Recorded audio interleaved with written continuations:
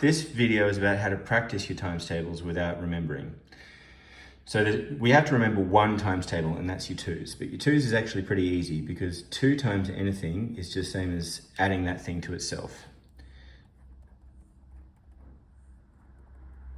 So you should be able to remember that pretty easily. So go through, just flat out remember your two times tables up to 12s. Then you get your 10 times tables for free because you just add a 0. 70 times 10, 7 times 10 is 70. So you add a 0 to the number, that's your 10s. Then your 5 times tables are half of your 10s. Now because you already know your 2s, you can do, for example, 2 times 5.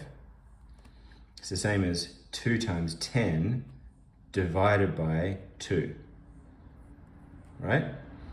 So 5 times 3 is the same as 10 times 3 divided by 2. But because dividing by 3 by 2 is a little bit tricky, just do it as 2 times 5 plus 5.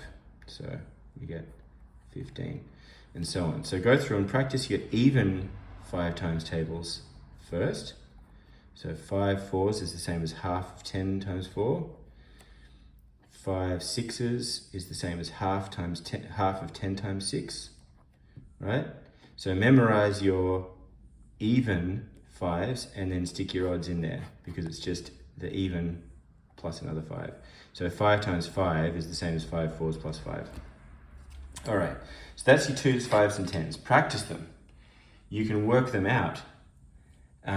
The 5s you kind of have to work out the most, but you can work them out, and now you've got a way of working it out. You can practice it over and over again, and as you practice it, working it out each time, you'll eventually just remember the results, okay? So that's the core philosophy here, is that instead of trying to remember a whole bunch of facts, we're actually only remembering one set of facts, which is the 2 times table, and then we're using that to derive all of the other tables. So once you know your 2, 5s, and 10s, everything else is a combination of those. So 12 is 10 plus 2. 11 is 10 plus 1. 9, 10 minus 1. 8, 10 minus 2. 7, 5 plus 2. 6, 5 plus 1.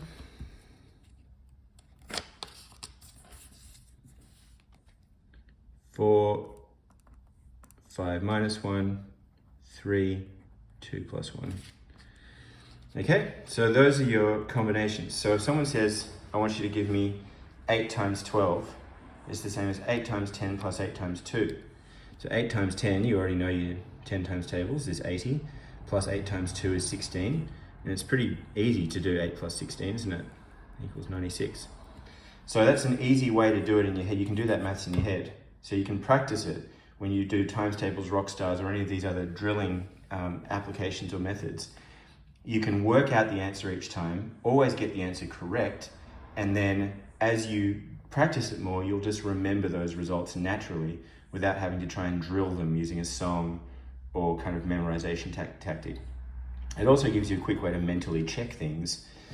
So probably the trickiest one with this method is the 8 times.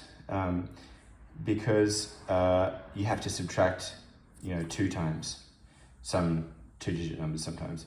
So for example, 8 times 8, using this method, you do 8 times 10, which is 80, minus 16. So that's about as hard as it gets.